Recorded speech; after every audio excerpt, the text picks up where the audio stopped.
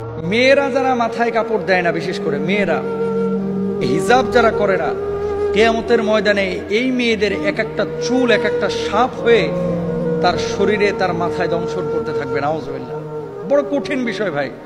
নামাজ পড়া ফরজ, রোজা করা ফরজ, হজ করা ফরজ, যাকাত দেওয়া যেমন ফরজ, পর্দা করা ছেলেদের এবং মেয়েদের তেমনই ফরজ। মনে রাখবেন, আল্লাহ তাআলা বলেছেন ওয়ালিয়াদরিবনা বিখুমরিহিন্না আলা জুয়ুবিহিন, মেয়েরা এমন একটা পোশাক মাথা থেকে পা পর্যন্ত ঝুলিয়ে দিবে যাতে করে তার শারীরিক আকার আকৃতি অবয়ব বোঝা না যায়।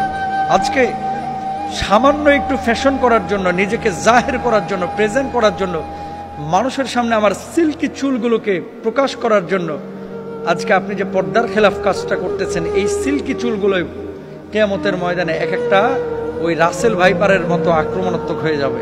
এই চুলগুলো আপনাকে মাথার উপরে দংশন করবে। কেন আমরা বুঝি না? ছেলেরা এবং মেয়েরা দুপক্ষকে পর্দা করতে হবে, চোখটাকে অবনমিত রাখতে হবে। মেয়েদের পর্দা তো পুরো শরীর, আর ছেলেদের পর্দা হচ্ছে নাভি থেকে নিয়ে হাঁটু পর্যন্ত। এই অংশটা যদি এক চুল পরিমাণ কেউ খোলা রাখে, আল্লাহর আদালতে তারা দাঁড়াইতে হবে। তো মেয়েরা মুখমণ্ডল, হাতের তালু, পায়ের পাতা এগুলো বাড়ির মধ্যে খোলা রাখতে পারে, আর বাইরে চেষ্টা করবে পুরো হিজাব মেনটেন করে তার সৌন্দর্য যাতে করে প্রদর্শন না হয়। ছেলেরাও চক্ষুকে অবনমিত রাখবে, তার লজ্জাস্থানকে ঢেকে রাখবে।